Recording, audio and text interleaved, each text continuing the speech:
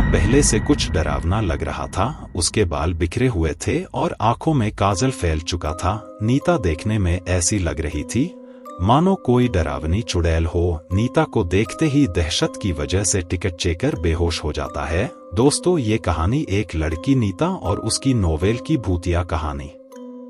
चलिए सुनते हैं। नीता अपने कॉलेज की परीक्षा होने के बाद अपने गांव जाना चाहती थी, लेकिन उसके गांव जाने के लिए केवल एक ही ट्रेन थी।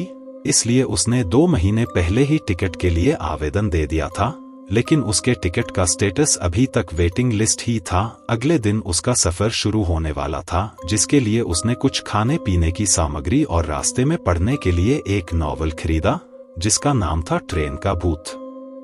दरअसल नीता को भूतिया कहानी पढ़ने में बड़ी दिलचस्पी थी। वह अक्सर इसी तरह की बातें किया करती थी, इसलिए ज्यादातर विद्यार्थी नीता से बात करना पसंद नहीं करते थे। नीता को भी अकेले रहना पसंद था, इसलिए किसी के बात करने न करने से उसे कोई खास फर्क नहीं पड़ता था। दूसरे दिन नीता रेलवे स्टेशन पहुंच जाती है, लेकिन अभी तक उसकी वेटिंग लिस्ट क्लियर नहीं हुई होती है।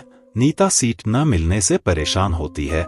वह सीट के इंतजाम के लिए टिकट चेकर की तलाश कर रही होती है। काफी देर इंतजार करने के बाद जब कोई नहीं आता तो नीता किसी की भी सीट में बैठ जाती है और अपना नॉवल निकालकर पढ़ने लगती है। ट्रेन में यात्रियों का आवागमन चलता रहता है, लेकिन नीता भूतिया किताब में पूरी तरीके से खो चुकी होती है। किताब पढ़ते पढ़ते नीता को 2 घंटे गुजर जाते हैं। तभी ट्रेन में टिकट चेकर आता है और वह नीता से उसकी टिकट मांगता है। नीता अपनी टिकट दे देती है, लेकिन नीता का टिकट वेटिंग लिस्ट होता है। यह देखकर टिकट चेकर नीता से कहता है, क्या तुम सारी रात ऐसे ही बैठे बैठे सफर करोगे?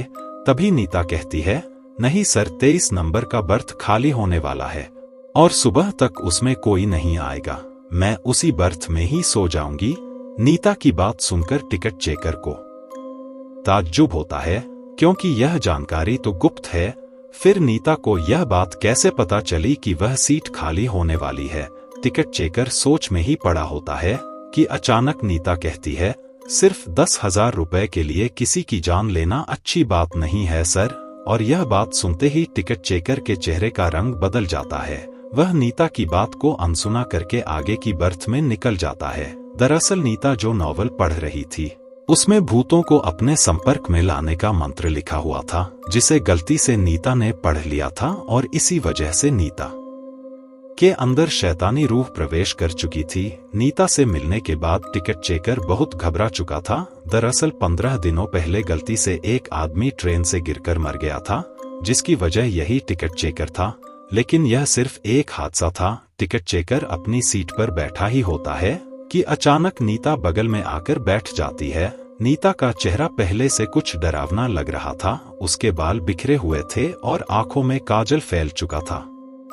नीता देखने में ऐसी लग रही थी मानो कोई डरावनी चुड़ैल हो। नीता को देखते ही दहशत की वजह से टिकट चेकर बेहोश हो जाता है। कुछ देर बाद जैसे ही टिकट चेकर को होश आता है, तो वह रस्सी के सहारे बाहर लटका हुआ जोर से चीख रहा होता है। उसकी आवाज सुनकर रेल के सभी यात्री इकट्ठा हो जाते हैं, लेकिन नीता के डरावने चेहरे की वजह से किसी की हिम्मत उसे बचाने की नहीं होती। यात्रियों के बीच में एक भिक्षु भी यात्रा कर रहे होते हैं। वह बहुत देर से आंख बंद करके अपने ध्यान में बैठे हुए होते हैं, लेकिन यात्रियों की चीख पुकार सुनकर उनका ध्यान भंग हो जाता है और वह क्रोधित हो जाते हैं। लेकिन जैसे ही उनकी नजर बाहर लटके हुए टिकट चेकर पर पड़ती है, तो वह अपनी जगह से खड़े होकर नीता के पास पहुंचते हैं और ऊंचे स्वर में कहते हैं, तुम उसे छोड़ दो, तुम्हारे साथ न्याय होगा। उनके कई बार बोलने पर भी जब नीता ऐसे ही खड़ी रहती है, तो भिक्षु आंख बंद करके खड़े हो जाते हैं और कुछ ही देर में उन्हें पता लगता है कि जब तक नीता के हाथ में यह नॉवल है, तब तक भूतिया साया उसके ऊपर से नहीं हटेगा। भिक्षु अपनी बुद्धिमत्ता से नीता के हाथ से नॉवल छीन लेता है और उसे ट्रेन से बाहर फेंक देता है। नॉवल का संपर्क जैसे ही नीता से दूर होता है, तो वह बेसुध होकर ट्रेन के अंदर गिर जाती है। लेकिन इसी बीच टिकट चेकर, जो कि ट्रेन की खिड़की से लटका हुआ था, वह नीचे गिर जाता है। इत्तेफाक से उसकी जान बच जाती है, लेकिन उसे जबरदस्त शारीरिक क्षति पहुंचती है। भिक्षु नीता को अपने काबू में करते हुए रेल से नीचे उतार लेते हैं और उसे उपचार हेतु अस्पताल पहुंचा देते हैं। रेल पुलिस की टीम टिकट चेकर को मौके पर जाकर इलाज मुहैया करवाती है। वह भूतिया नॉवल इंतजार कर रहा है अपने अगले शिकार का और इसी के साथ रेल की भूतिया दास्तान कहानी समाप्त हो जाती है।